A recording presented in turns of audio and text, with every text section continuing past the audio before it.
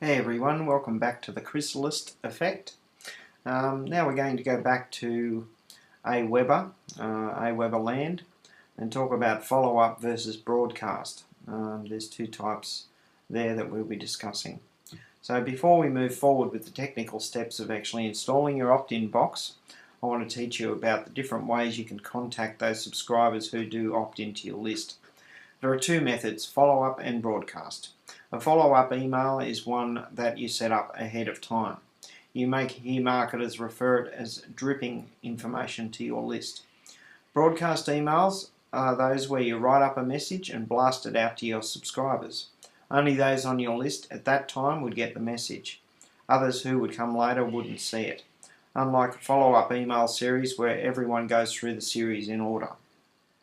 So you can use either of them, or a combination of both. Again, this is something you'll have to do to suit your personal style. There's no one size fits all here.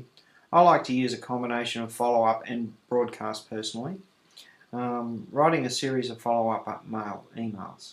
Follow-up emails are handy because it does work for you whenever you're busy doing other things. That said, there are some drawbacks to using follow-up emails too. You can technically set up your email autoresponder system to be a follow-up system from here to eternity for you. But it's hard to be timely with follow-ups. You might create an email on a new diet in the news, but 2 years down the road it's hardly new, and yet your email says it is. So that's a good example of having to update things as you go. So you might send out a follow-up email to someone recommending a product, and later have people telling you that your link's broken. Follow-ups can be a pain to manage over a long period of time. So what I recommend is only putting emails in your follow-up system that are evergreen in nature. You want there to be something communicating with your prospects when you're working on other things. So you want things that are always true about your niche. You want to come across as a person who understands the fundamentals and the basics of what you're talking about. Be a little bit more general with your follow-up. Some people have set a schedule for their outgoing mails, and others sort of fly by the seat of their pants with it. You might choose every other Monday to offer a free gift, for example, or to only email out on Tuesdays and Fridays. It's all up to you. Aweber recommends that follow-up emails are a great place for you to talk about your products and services. You might create a series of FAQ. You could go through in the follow-up emails some of the most commonly asked questions they're wondering about. So your follow-up will always begin with your welcome email to your list. It will go out the same day your subscriber signs up.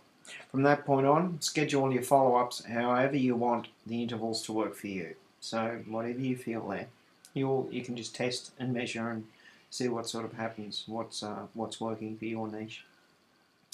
Send people, space them out evenly over time, and others do a series, some such as 7 days in a row, and then space out the rest of the emails they provide. Should you be selling in these emails? Well, you can, as long as it's evergreen and not a trendy item that you'll have to remember to back and edit out of your email campaign later. But don't be pushy about it. Sell with value built into your lesson. So information, then you can sell something. So watch how you word things too. Even if you foresee Google Plus as something that will be around for years, don't mention the new Google Plus, because in 6 months it won't be so new, and your subscribers might think you're behind the times a bit. So whenever you create a new follow-up, click on the test link after it's been saved and have it email you a copy. This way you can scan it for typos or other glaring errors to ensure it all works well. So if you're short on ideas what to write about, try using the keyword tool to see what people are searching for. We'll go to the forums or Yahoo Answers to see what questions are being asked. Address those in your follow-up series. It's really that easy. It's not hard to find this stuff. So the many uses of broadcast emails. If you're in constant contact with your list, then you'll rely heavily on broadcast emails. If you have an evergreen idea, put it in the follow-ups, but it's something timely, or a new strategy or a product announcement, go ahead and broadcast it out to your audience. So you can also broadcast emails when you have a sale going on, for instance, or you want to provide them with a coupon, or there's another webinar they can attend that week. Sometimes your subscribers might get 2 emails in one day, a follow-up and a broadcast, for instance. This probably won't cost you many subscribers as long as you're continuing to give value. So your list members don't have to be in the dark about your broadcast emails before they signed up. If you check the broadcast archives option, I should say, then they can go and check our previous messages online and catch up. So next section is the blog broadcast. So I thought I'd go to Aweber and just show you how this works. Don't forget that you can now broadcast your blog entries using Aweber as well. So it's not necessarily a choice of strategy like follow-up versus broadcast is, but it's a type of email you can use to provide good information to your list. Each time you make a new blog post, your list gets notified. So you can set that up as well just by going here to messages, blog broadcast, create a new blog broadcast, and you've got all these basic templates here.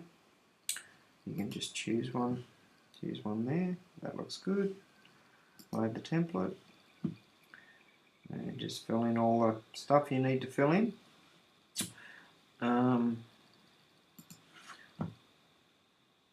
So we have to say how often we should send the blog broadcasts, when you just choose whatever you feel is the right thing there. You can set it up automatically to go out on certain days, like every Wednesday, for example, or you can set it for manual review if you like to have a hands-on approach. Be sure to test the blog broadcast before you actually send it out as well. Test everything that you do, all your links, all the time. You want to make sure that it looks good and you're satisfied with the chosen template and the way it makes your content appear. So where to find more ideas? Okay, so whether it's your blog or your email autoresponder, it's hard to find ideas when you're not full of a million things to share. There's a neat 45-page report titled Gathering and Structuring Ideas that covers articles, ebooks and reports and blog and email autoresponders. You can click on that link there and go there and have a look at that. Each method is different, but they all can be used together. For instance, you can take the tip for blog posts and use it in your email autoresponder. Be a bit creative with it. Let me share one blurb from it right now about writing a follow-up email after showing a specific example of a favourite autoresponder. It's broken down into a formula. So here we go with the formula. So you start off with a question that makes them think about them. Give them some of your personal experiences. Bring it back to them by asking them another question. Teach them something or open their eyes to something new. End with something motivational. So whenever you're creating a follow-up email series, you can also resort to the tactics seen in this course. Using keyword tools, spying on forum threads, using news media, searching in the table of contents of books, for instance, is another good way of doing it. So now it's time to move on to the actual installation of the inbox on your blog. We'll cover squeeze pages, I should say, after that. I'd like to start with the blog because it's where you'll be hopefully actively participating in your niche on a regular basis. Search bots love this and you should begin to develop a steady stream of traffic. So on to the next video. I'll see you there.